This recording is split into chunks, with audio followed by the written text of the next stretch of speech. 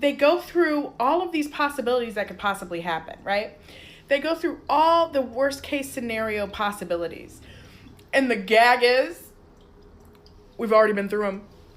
What's good, you guys, and welcome back again on another episode today. How are you all doing? I hope you guys are doing great. And if you're joining for the very first time, thank you so much for being here today. We have a video from a white liberal man who decided to tell people who they should vote for. His video did not sit well with so many people, and a lot of people have been stitching to his video. He said voting for Joe Biden is harm reduction, and people are asking the question of whose harm is being reduced if they vote for Joe Biden. Another point he made in his video was that if you don't vote for Joe Biden, then you're giving enough room for Trump to win. But people have so many questions in the face of all of these things going on. You think you can tell us who to vote for and who not to vote for?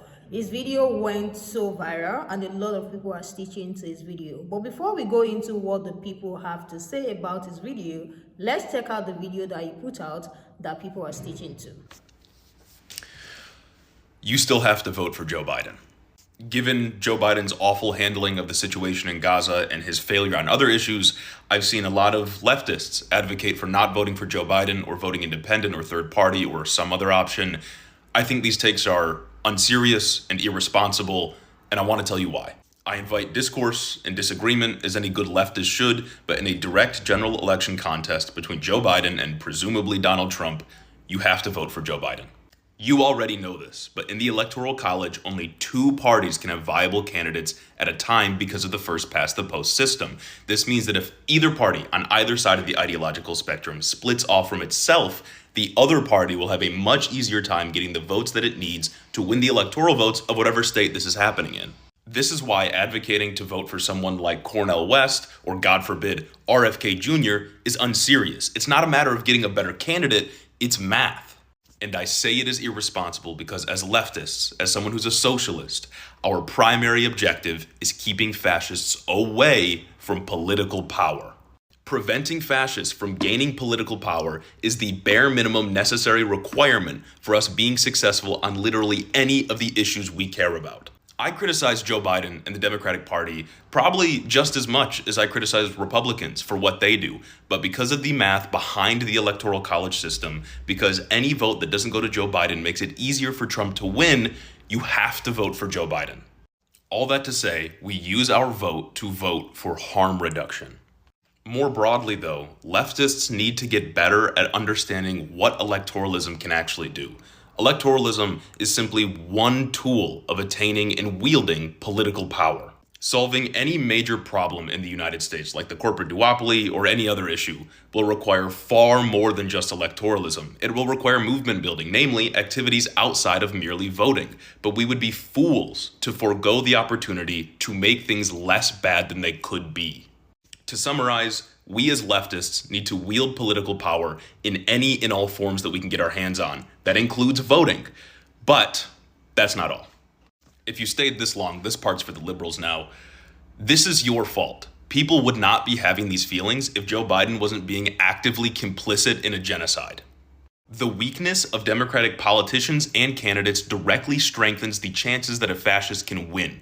The only way we solve this issue is if you come further to the left. I have so much more to say on this topic, but I'll end it here. I understand your frustrations with Joe Biden, but there's a real difference between liberal democracy and fascism, and the only way we will resolve the tension that we're all feeling is by going further to the left. That was the video he made, and that is the video that started this entire conversation. Now, in the face of everything going on, people are saying, why are you telling us to vote for someone who sits down and continue to let all of these things happen? And they believe he was even dismissing the fact that he is one of the reasons why these people are still out there with no clothes, no water, no light. And then you're saying, oh, we have to vote for them for harm reduction. Which harm exactly are we reducing if we vote for Joe Biden? These are the questions that the people are asking. I'm going to roll the clip of the stitches. So let's go through what these people have to say about his video. And don't forget to share your own thoughts as well in the comment section. You still have to vote for Joe Biden. Oh my God, what a coincidence. I'm not going to. I don't have to, and I'm not going to. What are you gonna do? What are you gonna do about it? What are you gonna do about it? Because this group of people that are threatening us with the possibility of Trump winning, they go through all of these possibilities that could possibly happen, right? They go through all the worst case scenario possibilities. And the gag is, we've already been through them. As minorities, been through every single one. And we know how to survive those.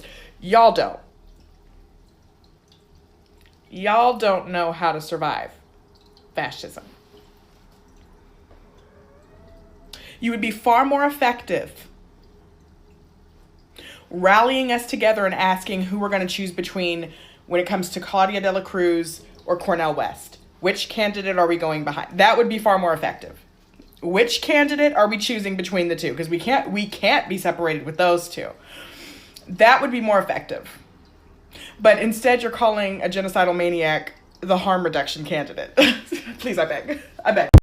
All that to say, we use our vote to vote for harm reduction. So then what's your plan? I mean, my plan was for y'all to shut the fuck up as liberals, right? That's not a fucking plan. That's not a fucking plan at all. Okay, then what's your plan? My plan is to tell people to vote for Biden for harm reduction. Sure, but you're doing this against the backdrop of a genocide. Yeah, I'm voting against harm reduction even in the face of a genocide. Oh, so your plan is video of child burnt alive by American bombs, video of child disemboweled by American bombs, video of child being buried in a burial shroud with their parents crying over them, and then vote for Biden. It's harm reduction.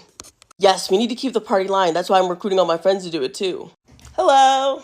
Oh, so you want multiple people involved in the dehumanization of Palestinian people for partisan politics? Well, no, we're voting for harm reduction. I mean, you're ensuring that this isn't considered a one-off or two-off, but rather a reflection of how the Liberal Party views people of color. No, we need to continue to advocate for Biden. So you're ensuring their timelines look like child's last breath, and then... All that to say, we use our vote to vote for harm reduction. Harm reduction for who? Harm reduction for who? Be very, very for real. One thing that you said was that we're trying to keep fascists out of power.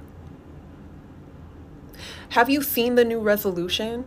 That's number one. Number two, do you understand that you are asking Muslim Americans, many of whom are watching their families die right now, that they have to vote for the person who did it? Let's read the room and implement some tact. And the thing about this that makes it so frustrating to me is that people of color always vote majority Democratic and have the most to lose when it comes down to the actual policies that these Democrats are implementing. We lost Roe v. Wade, which disproportionately affects people of color. We recently lost affirmative action. And now we're watching hundreds of billions of dollars leave our country to go fund something this horrific. Everything there has been to lose has been lost by people of color and other marginalized people in this country. Sorry, I had to move. But marginalized people have lost so much while y'all have literally stood by and watched. And then when election cycles come around, this is how you talk to us. You have to vote for Biden. You ain't black if you don't vote for us. Or a personal favorite back from 2016, what do you have to lose? So please be real. And if holding this current administration is too much to ask of you, if you care that little about what is happening to the point where you can't pick up your phone and have these conversations with your congresspeople, with your senators and your governors, then I really do pray that you start to learn how to talk to us very nicely. The fuck? You still have to vote for Joe Biden. No, you don't. He goes on to say in this video that voting for Joe Biden is equivalent to harm reduction, but what I don't understand is whose harm is being reduced. Because it's not Palestinian people, and it's not people who are protesting on behalf of the liberation for Palestine, because right now, as I'm making this video, they're losing their jobs, they're losing their schooling, they're losing relief aid from the government, all because they had the audacity to speak out against an illegitimate terrorist state. So whose harm is being reduced? What is the benefit of Joe Biden being the president right now? Your only options are not Joe Biden or Donald Trump. Those are not your only two options. The two-party system is a scam. And this fucking kid has made so many videos about how your vote is your biggest weapon. It is your biggest opportunity to share your voice. Do not waste it.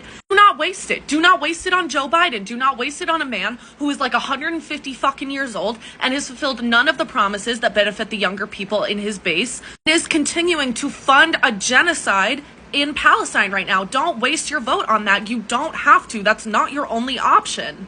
These people are clearly not having it with this guy at all, though there are people who are on his side in the comment section, but a lot of people who stick to his video are not having it with him at all. The fact that he was saying, if you're looking at the way that the president is handling the situation in Gaza and making that be the reason why you don't want to vote, then it's such an unserious reason. Dismissing people literally dying. There are people right in the United States losing their family back in that same Gaza, and you are telling them you still have to vote for this person. I think that part is really getting on the nerves of a lot of people, because why would you even say that? Why would you dismiss the fact that people are losing their life and they are Muslims, their families are still in that same United States? You're telling them to come vote for this person, watching the entire thing fall off for their own family in another country. And then again, the way these people in America has been crying that they are using their tax to fund all of these things going on, and so many that has come to light, people have been speaking about.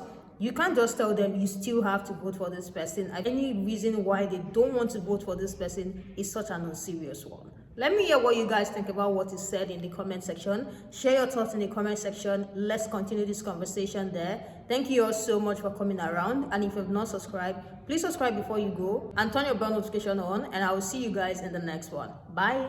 And I love you guys.